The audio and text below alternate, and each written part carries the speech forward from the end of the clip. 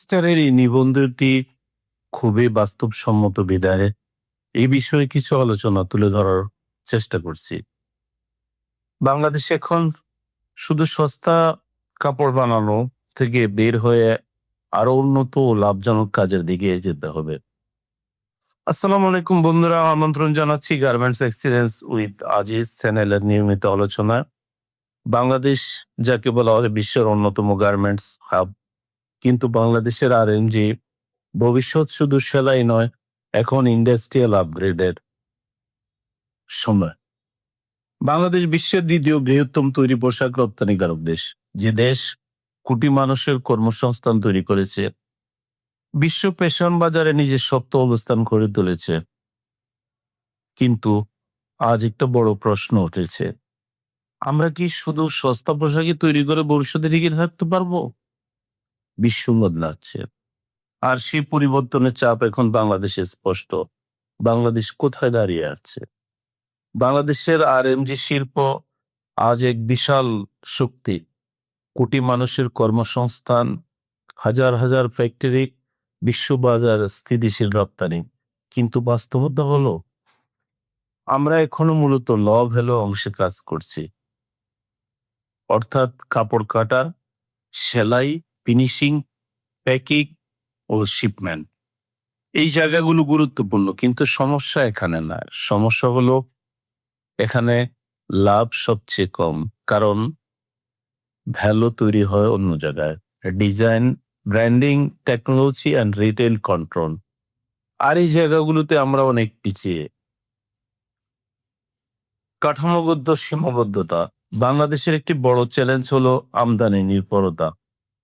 Fabric, fibre, chemical, machine, অনেক কিছুই আমাদের বাইরে থেকে আনতে হয়। বিশেষ করে ওভেন গার্মেন্টস এর ক্ষেত্রে লিড টাইম বেশি, খরচ বেশি, ফ্লেক্সিবিলিটি কম, দর কষাকষি ক্ষমতা কম। আর আরেকটি বড় সমস্যা হলো শিক্ষা, গবেষণা, ডিজাইন এবং ইন্ডাস্ট্রির মধ্যে দূরত্ব। ফলে ফ্যাক্টরি যতই দক্ষ হোক না কেন, সাপোর্ট সিস্টেম দুর্বল থাকে। পার্ট 2, বিশ্ববাজার এখন কি চায়? আজকের বায়ার শুধু কম দাম চায় না, তারা চায় দ্রুত ডেলিভারি, ছোট order, eco friendly production, traceability, smart factory. এটাই নতুন রিয়েলিটি। আর তাই পুরনো ফর্মুলা, কম দামে বেশি উৎপাদন, আগের মতো কাজ করছে না। আজকে বিশ্ব চায় smart production, sustainable textile, technical garments, recycle fabric, high performance apparel. Part 4, industrial upgrade কেন জরুরি? এখানে সবচেয়ে গুরুত্বপূর্ণ প্রশ্ন হলো, বাংলাদেশ কোথায় যেতে হবে? উত্তর হলো, অর্ডার টেকার থেকে ভ্যালু ক্রিয়েটারের জন্য দরকার fabric development capability, synthetic fibre innovation, product design, ecosystem, digital production planning, AI and automation integration, strong quality control system.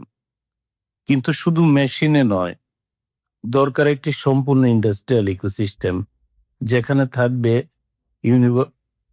University industry link, research lab, skilled engineer, designer, logistic efficiency. বৈশ্বিক প্রতিযোগিতা। বাংলাদেশ এখন একা নয়, প্রতিযোগিতা বাড়ছে।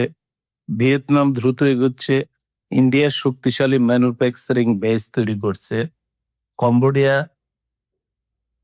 নিজ প্রোডাকশন বাড়াচ্ছে, শ্রম খরচও ধীরে ধীরে বাড়ছে, এলডিসি সুবিধা কমে যাচ্ছে, বায়ার আরো কঠোর হচ্ছে।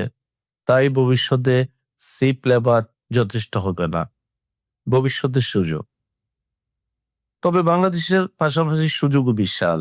বাংলাদেশ ভবিষ্যতে যেতে পারে technical textile, medical garments, sports wear innovation, recycle fabric industry, high end fashion supply chain.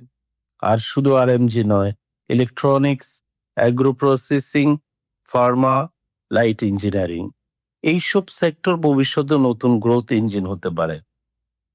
এখন প্রশ্ন হলো, পরিবর্তন কোথা থেকে আমরা শুরু করব? এই পরিবর্তন একদিনে আসবে না। এটা শুরু হবে policy level, factory level, education system and mindset change.